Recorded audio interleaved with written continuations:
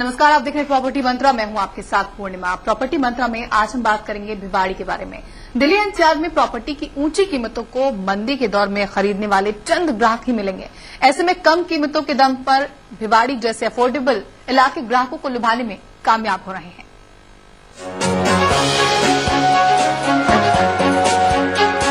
NCR में property खरीदना लगातार बजट से बाहर होता जा रहा है। खासकर गुड़गांव में तो प्रॉपर्टी खरीदने के बारे में लोग सोच भी नहीं सकते। लेकिन घर तो हर किसी को चाहिए। अब अगर गुड़गांव पहुंच से बाहर निकल चुका है तो न्यू गुड़गांव लोगों के आशियाने के ख्वाब को साकार करने की कोशिश कर रहा है। लेकिन बहुत सारे लोगों की पहुंच से न्यू गुड़गांव भी बाहर है।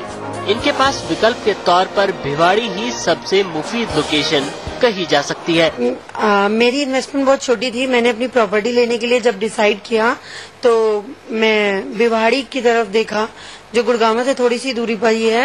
ये इन्वेस्टमेंट बहुत छोटी है, लेकिन ये एक इंडस्ट्रियल हब होने के कारण इन फ्यूचर मुझे बहुत प्रॉफिट देने वाली है। यही सोचकर मैंने यहाँ इन्वेस्ट किया।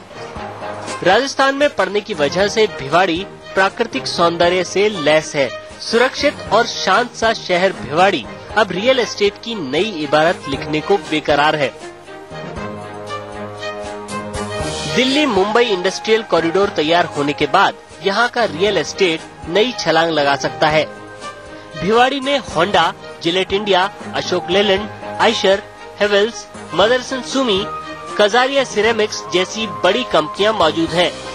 ऐसे में भिवाड़ी में लोकल डिमांड ही इतनी जबरदस्त है कि यहाँ के डेवलपर्स को बाहर के निवेशकों के भरोसे बैठने की जरूरत नहीं पड़ती। डेवलपर्स का दावा है कि भरपूर सुविधाओं के बावजूद कम कीमत के चलते भिवाड़ी लोगों को लुभाने में लगा है। भिवाड़ी में आज भी डिमांड बहुत जेन्युइन है और वहाँ पे कोई भी आज डाउन नहीं है। बाजार आज भी हमारे फ्लैट्स द्वारा अच्छी सेल है और अच्छे रेट पे सेल है। स्लो डाउन बिल्कुल भी नहीं है भिवाड़ी की मार्केट में, जस्ट बिकॉज टिकट साइज छोटा है। अफोर्डेबल साइजेस हैं, क्योंकि 1200 फुट से लेकर 1600-1800 फुट के फ्लैट बनते हैं, 2 BHK 3 BHK, और उनकी जो रेंज आ जाती है वो अप्रोक्सीमेटली मान के चलिए 25 लाख 30 लाख से लेकर 40-45 ऐसी रेंज आ जाती है। तो बहुत अफोर्डेबल सेगमेंट है और प्रॉक्सिमिटी टू गुड़गांव है। आधा घंटा लगता है हमें गुड़गांव से भिवाड़ी। भिवाड़ी को बसाने में सबसे ज्यादा योगदान आशियाना ग्रुप का है। ये ग्रुप यहाँ पर कई ग्रुप हाउसिंग, होटल्स, मॉल्स और रिटायरमेंट होम्स के प्रोजेक्ट बना चुका है। आशियाना के साथ ही भिवाड़ी में एवलॉन, ओमेक्स, पार्श्वनाथ जैसे दिग्गज बिल्डर्स भी काम कर रहे हैं। गुड़गांव में नौकरी करने वाले लोग भी रहने या निवेश के लिहाज से भिवाड़ी का रुख कर रहे हैं। गुड़गांव से भिवाड़ी की दूरी 35 किलोमीटर है और NH8 का काम पूरा हो जाने के बाद लोग केवल आधे घंटे में भिवाड़ी से गुड़गांव पहुंच सकते हैं। कीमतों में लगातार हो रही तेजी भी भिवाड़ी को निवेशकों की पसंदीदा जगह के तौर पर स्थापित कर रही है।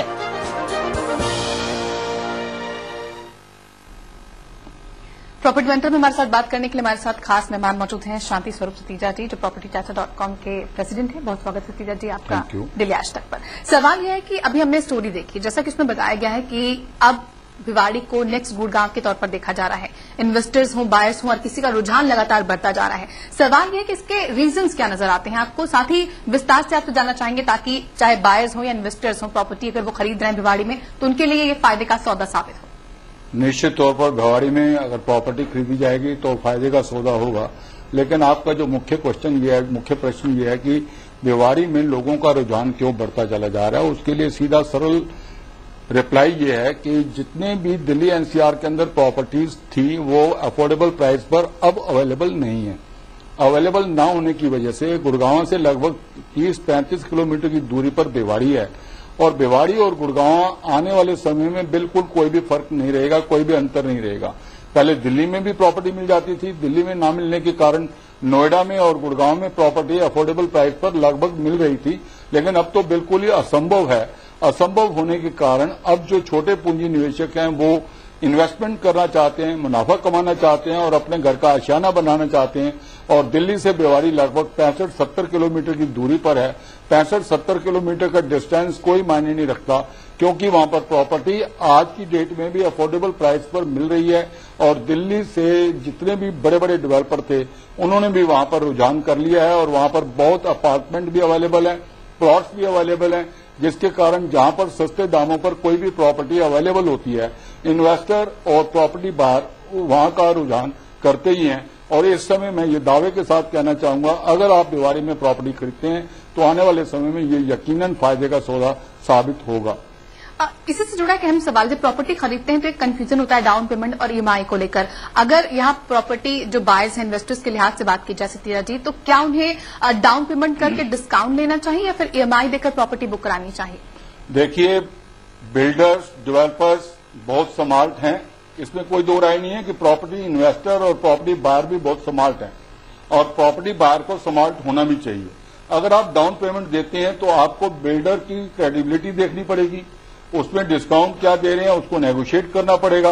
और उसके अलावा मैं ये भी कहने में बिल्कुल हिचकिचाहट नहीं करूंगा कि अगर आप उस बिल्डर और डेवलपर से अंडरटेकिंग लें कि वो लिमिटेड टाइम के अंदर जितने टाइम में उसने पोजीशन देना है वो देगा, अदरवाइज डाउन पेमेंट लेने के बाद अगर वो पोजीशन में डिले करता है तो उसकी पेनल्टी उस डेवलपर को देनी चाहिए और देने के लिए अंडरटेकिंग लेना बहुत जरूरी है। ऑन द अदर साइड मैं ये कहना चाहूंगा कि अगर आपने अपनी नींद को नहीं खराब करना, आपने पूंजी निवेश करनी है तो आपको ईएमआई में प्रॉपर्टी लेनी चाहिए और बिल्डर्स की जो डेवलपमेंट उस प्रोजेक्ट के अंदर है उस डेवलपमेंट को देख कर पेमेंट देनी चाहिए। और पेमेंट तभी देनी चाहिए अगर आप बिल्कुल अच्छी तरीके से वहां पर निश्चित तौर पर ये सोच लें कि मेरा पैसा कहीं भी वेस्ट नहीं हो रहा।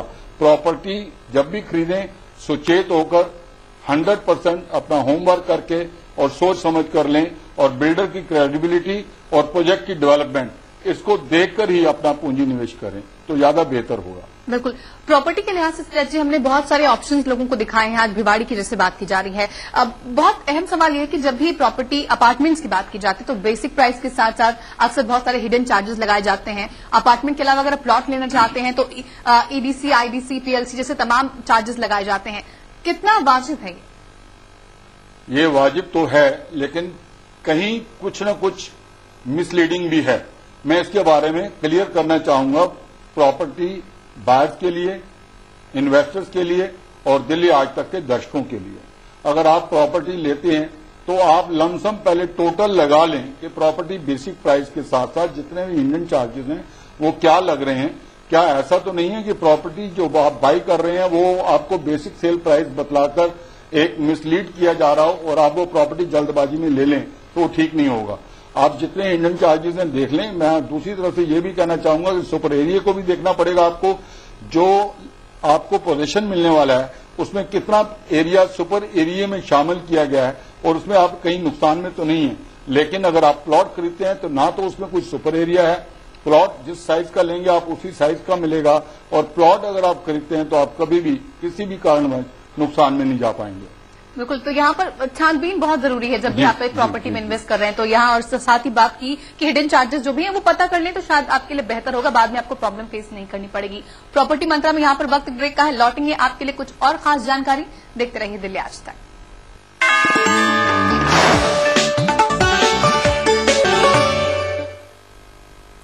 तो यहाँ पर बात कर रहे हैं इन्वेस्टर्स और बायर्स के लिहाज से क्या कुछ फायदे का सौदा साबित हो सकता है। अगर जैसे बात करते हैं इन्वेस्टर्स के लिहाज से तो उनके लिए अपार्टमेंट्स की बात हो, इन्वेस्टमेंट के लिहाज से फ्लैट खरीदना ज्यादा अच्छा होता है या प्लॉट? अगर बायर्स की बात करें तो उनके लिए कौन कौन से विकल्प मौजूद हैं प्लॉट के और साथ ही फ्लैट्स के? देखिए, जिनका पास इस टाइम अपना घर नहीं है और अपना आशियाना बनाना चाहते हैं तो और कंस्ट्रक्शन करने में कोई भी परेशानी नहीं लेना चाहते तो उनको अपार्टमेंट में ही जाना होगा। लेकिन अपार्टमेंट में भी जाने के लिए उनको प्रोजेक्ट का नाम या बिल्डर के नाम से कोई भी अपार्टमेंट नहीं खरीदना चाहिए। अपार्टमेंट की प्लानिंग देखनी चाहिए। जो फ्लैट आपको मिल रहा है उसमें बालकनी का क्या साइज है, बेडरूम का क्या साइज है, ड्राइंग रूम का क्या साइज है, उसकी एंट्री का कितना स्पेस है, लिफ्ट कितनी है, ये सारी चीजों को जब आप देख लेंगे तो आप एक अच्छे नतीजे पर पहुंचेंगे और उसके लिए आपको फ्लैट ही लेना चाहिए। दिल्ली से दूर अगर आपने एक अपना घर बनाना है तो उसके लिए बहुत विकल्प हैं।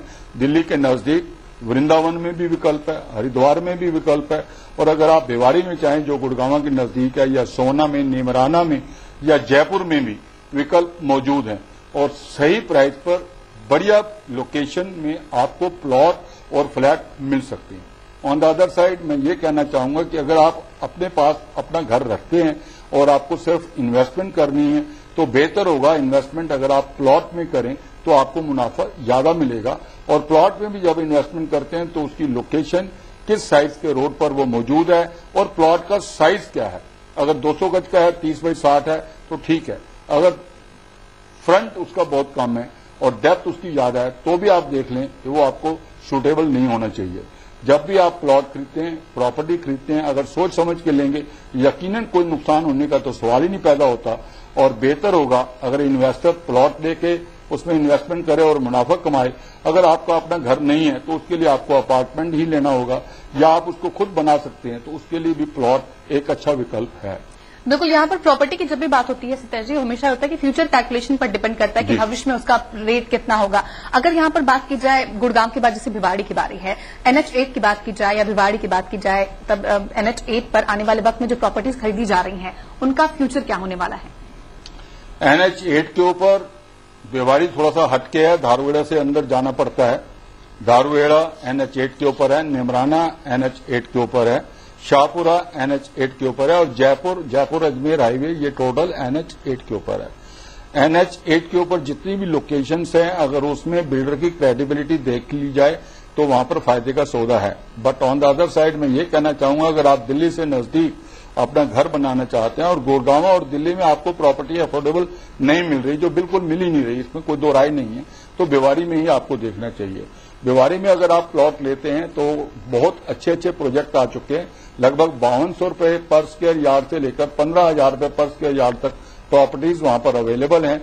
और अगर आप डायरेक्ट बिल्डर से भी संपर्क करना चाहें तो मैं आपको उनका टेलीफोन नंबर बताना चाहूंगा, 9829052853।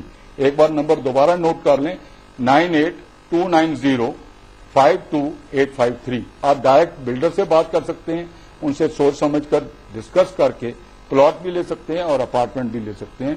भिवाड़ी और निमराना बहुत सुंदर विकल्प है क्योंकि ये दिल्ली के नजदीक है।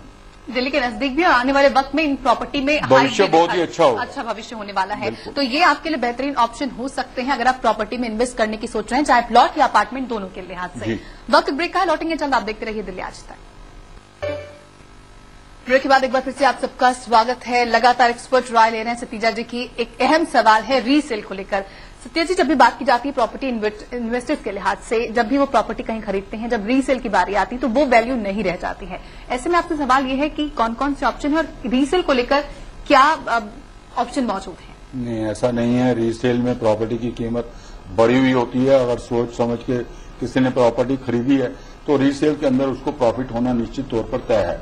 मैं ये लेकिन मुश्किलात पेश आती हैं जब भी मुश्किलात पेश आती हैं, उसका भी एक सोल्यूशन है और वो मैं सोल्यूशन देने वाला हूं। प्रॉपर्टी बायर्स, दिल्ली आज तक के दर्शकों को मैं ये कहना चाहूंगा कि कुछ बिल्डर्स ने रीसेल की भी गारंटी देना शुरू कर दिया है। आपके पास सैकड़ों हजारों SMS आते होंगे और उस SMS की वजह से आप मिसलीड ना हो, ये ज्यादा अच्छा होगा। ओनली SMS देखा और आपने जाके पैसा दे दिया और बिल्डर ने कल को दूसरे दिन तीसरे दिन अपना सिम कार्ड बदल लिया और आप नंबर मिलाते रहे और आपको नहीं मिला। आप एग्जिस्टिंग देखिए, प्रॉपर्टी एग्जिस्ट करती है, क्या उसमें डेवलपमेंट जल्दी शुरू होने वाली है या डेवलपमेंट होने के चांसेस हैं, क्या बिल्डर की क्रेडिबिलिटी बहुत अच्छी है, तब आप इन्वॉल्व करें अपने पैसे को। पैसा लगाने के बाद अगर नींद ना आए तो बेकार की बात हो जाएगी और आप इन्वेस्टमेंट करके परेशान हो जाएंगे। अगर आप इन्वेस्टमेंट करते हैं तो बेटर ये होगा कि प्रॉपर्टी इन्वेस्टमेंट में EMI के अंदर ही जाएं। प्रॉपर्टी आप खरीद लें, बिल्डर्स का रिकॉर्ड भी देख लें, जो आपको प्रॉपर्टी दिलवा रहा है उनकी क्या क्रेडिबिलिटी है वो भी आप देख लें, और रीसेल की कितनी गारंटी दी जा रही है। प्रॉपर्टी चाचा जितने भी प्रोजेक्ट्स में बुकिंग करते हैं या करवाते हैं या इन्वेस्टर का पैसा लगाते हैं तो वो एक एश्योरेंस देते हैं कि हम खुद आपकी प्रॉपर्टी को इतने समय में बेचकर लगभग इतने % का मुनाफा देंगे। अगर उसको आप रिकॉर्ड में ले लें, उसको अगर आप एक डॉक्यूमेंट के रूप में ले लें तो आप बिल्कुल सुविधाजनक इन्वेस्टमेंट करके ढेर सारा मुनाफा कमा सकते हैं। इसमें चतुराई आपको इस्तेमाल करनी होगी और अगर रियल सेल के अंदर प्रॉपर्टी में आपको मुनाफा नहीं हो रहा तो सोच समझ लेना चाहिए कि आप कहीं ठगे जा चुके हैं और ऐसा ना करने के लिए क्रेडिबिलिटी का देखना बहुत जरूरी है। बिल्कुल, मुनाफे से एक अहम सवाल यह है कि जब भी प्रॉपर्टी इन्वेस्टर जो होते हैं प्रॉपर्टी खरीदते हैं मुनाफे के लिहाज से, या फिर जो एंड यूजर्स होते हैं अगर वो ले रहे हैं अपने निवास के लिए प्रॉपर्टी लेते हैं, पूंजी की कमी है, अगर वो लोन ले रहे हैं, तो बीइंग एन प्रॉपर्टी एक्सपर्ट आपकी क्या राय होगी इन्वेस्टर्स के लिए और एंड यूजर्स दोनों के लिए? ये आपने बहुत सुंदर क्वेश्चन किया है। मैं इसके लिए विस्तार से ये बताना चाहूंगा कि प्रॉपर्टी आप खरीद रहे हैं और आप अपने बजट को देख कर ले रहे हैं। और अफोर्डेबल हाउस मिल रहा है। बजाय आप 4 बेडरूम के 3 बेडरूम के 2 BHK में आइए ना, आप लोन मत लीजिए। कर्ज एक ऐसा मेहमान है जो आता बहुत जल्दी और जाने का नाम नहीं लेता। मैंने कई क्वेश्चंस, कई लोगों की जानकारियां ली हैं जो ये कहते हैं नोएडा के अंदर इस तरह से फंसे हुए हैं, उन्होंने लोन ले लिया और लोन को चुकाते चुकाते रह गए। जो उन्होंने टोकन मनी या 25% पहले पेमेंट दी थी वो भी उनकी डूब गई। फ्लैट से भी हाथ धोते रहे और 25% जो दिया था वो भी खत्म हो गया। इसलिए प्लानिंग करके लें। लोन बहुत बड़ा एक मेहमान है, कर्ज है, कर्ज इसको ना लें तो ज्यादा अच्छा है। आप EMI बढ़वा लें, आप बिल्डर्स डेवलपर के साथ एक समझौता कर लें कि मैं आपको 12 महीने में पेमेंट नहीं दे सकता, मैं आपको पेमेंट 36 महीने में दूंगा, क्योंकि बिल्डर ने, डेवलपर ने अपना प्रोजेक्ट बेचना है, वो आपकी बात को मानेगा। मेरा कहने का तात्पर्य ये है कि अगर आप प्रॉपर्टी खरीद रहे हैं तो उससे पहले आप चुस्त होकर बात करें डेवलपर के साथ, और जिस तरीके से सुविधा के अनुसार पेमेंट दे सकते हैं उसी बजट में छोटा बेशक निवास खरीद लें, छोटी पूंजी लगा लें और फायदा उठाएं। बिल्कुल अपनी पूंजी के हिसाब से निवेश करें। लोन लेना थोड़ा आपके लिए मुश्किल भरा हो सकता है आने वाले वक्त में। शुक्रिया सतीजा जी आपका यहाँ पर आने के लिए, तमाम बातचीत और जानकारी के लिए। Thank you. प्रॉपर्टी मंत्रा में आज के लिए बस इतना ही। अगर आप भिवाड़ी में निवेश से जुड़ी कोई भी सलाह चाहते हैं तो आप हमें पूछ सकते हैं askme@propertychacha.com पर मेल करके। इसके साथ ही आप प्रॉपर्टी से जुड़ी किसी शिकायत, सवाल या सुझाव के लिए 9871 372 372 पर फोन कर सकते हैं।